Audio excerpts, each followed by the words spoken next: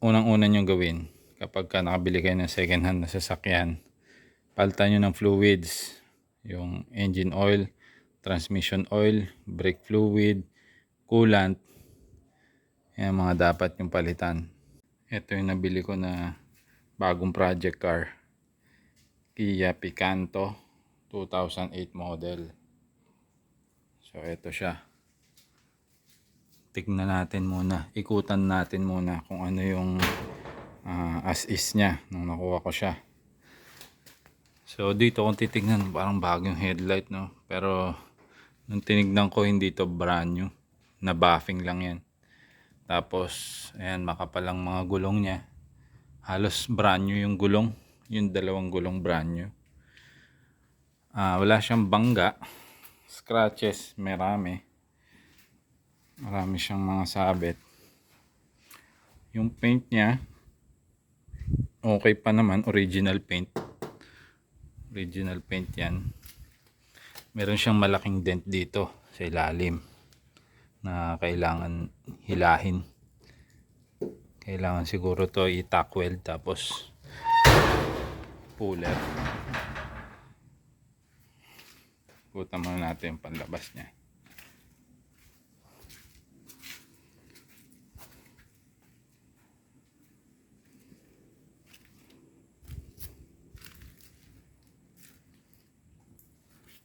Ayan, no? So ayan siya. Maayos pa yung pintura niya. Kung hindi ka nga maselan, presentable pa yan.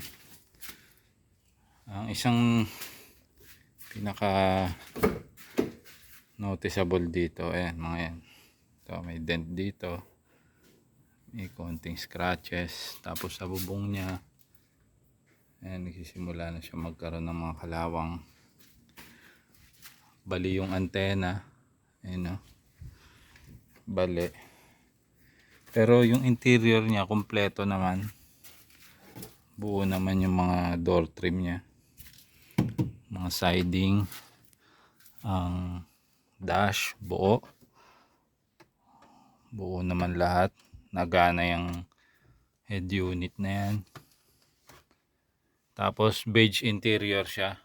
Mukha siyang gray kasi madumi pero beige yan. Automatic transmission. Nung drive ko siya, wala naman siyang delay sa pag-shift. Okay naman, maganda, responsive. Tapos ayan ang gauge niya, analog display. Steering wheel. Stock pa yung kanyang mating. Meron man palang mating. Meron pala siyang universal na mating. Dito kung papansinin, tanggal yung ano niya. Tanggal itong cable niya sa hood. So dito ko lang siya hinihila. Ayan, ayan. Tapos sira yung aircon. Hindi gumagana yung blower. Hindi ko alam kung pati blower sira. So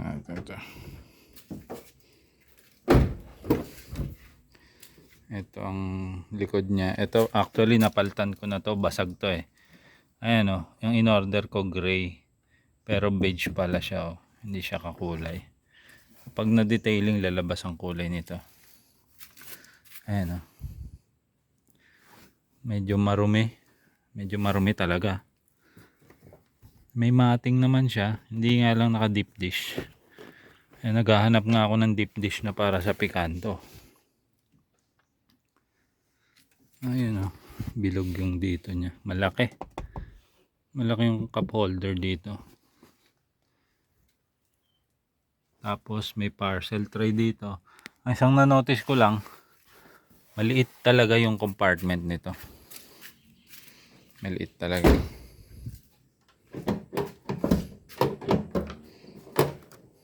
Ayan, maliit talaga yung compartment niya, pero kompleto naman, buo. Andito yung tray niya. Tapos sa loob meron pa siya nitong car cover. Tapos yung tools kompleto, pati reserva. Tapos donut tire lang ang kasya sa loob niya. Donut spare tire lang kasya kasi maliit lang talaga. Mga taillight buo lahat, walang basag. Door stay gumagana naman, hindi nga lang masyadong mangat pero hindi nabagsak.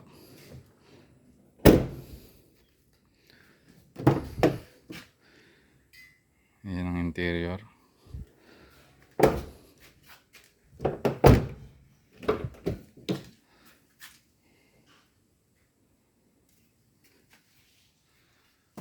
Overall maganda ang headliner, marumi. Siguro matagal na tong walang aircon kaya bakas na yung dumi. Tapos to mukhang ano siya, hindi marunong yung nagbaklas ng aircon kasi puinersa dito. Ayan o, halata naman o. Kita may mga marking. Ayan o. Yan, nakakainis kapag ka hindi marunong pag sa mga hindi marunong kayo nagpagawa ng sasakyan ito yan, sasapitin na sasakyan nyo, nagpabukas kayo ng aircon sa hindi marunong, puro gas. Imagine dashboard mo ganyanin, no? Diba, nakakaasar yan. Yung mga nakakainis na bagay pagka yung mga pa dito. Tanggalin na natin to, ganyan. Alright, ito pasabit na elepante, mga barya na pampaswerte tornilyo. Dito naman buo naman yung glove box nya. Ito nga pala yung putol doon na pinalitan ko. Nakabili lang ako ng pyesa nito sa Shopee, 180 lang yung replacement sa ganito. Kaya lang iba yung kulay, siguro pwede ka naman palitan yan. Sa makina naman, buksan natin yung hood. Wiper nya nakabanana pa parang bago pa, malambot pa yung rubber.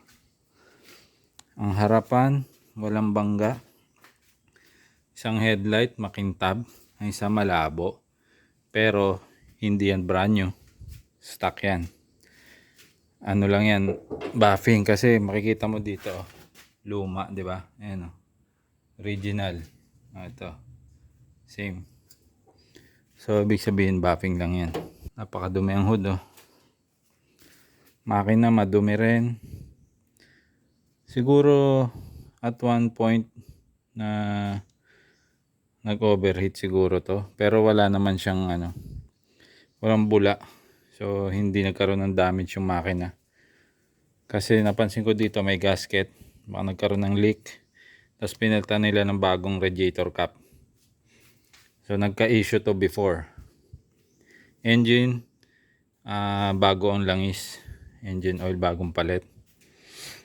Transmission fluid luma, so yan mga papalitan natin. Kapag nakabili kayo ng second hand na sasakyan talaga, kung gusto nyo maging smooth ulit yung nya, or ang mga dapat unang-una nyo gawin kapag nakabili kayo ng second hand na sasakyan, palitan nyo ng fluids, yung engine oil, transmission oil, brake fluid, coolant. Yan mga dapat yung palitan. Lahat ng fluid replace lahat. Tapos katulad nito na naka timing belt, palit din timing belt, 'di ba? Para alam mo kung kailan yung last na nya, kung kailan ikaw na magbibilang ng mileage. So hindi ka magre-rely kung ano yung sinabi sa'yo. Hindi mo alam kung baka sabihin lang sa'yo kapapalit lang yan, pero hindi naman pala, para lang mabenta. At saka ito, napakahalaga nito, itong radiator fan motor. Kung meron kayong makita na radiator fan motor lang replacement, okay na yun.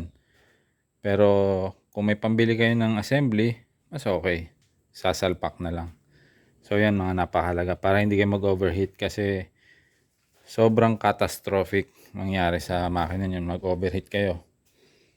Yan, tapos yung nya, yung temperature switch, yan mahalaga. Kung sira, kahit bago yung fan mo, hindi aandar, overheat ka pa rin. Ito lang mga damage niya sa pintura, pero wala siya talagang bangga.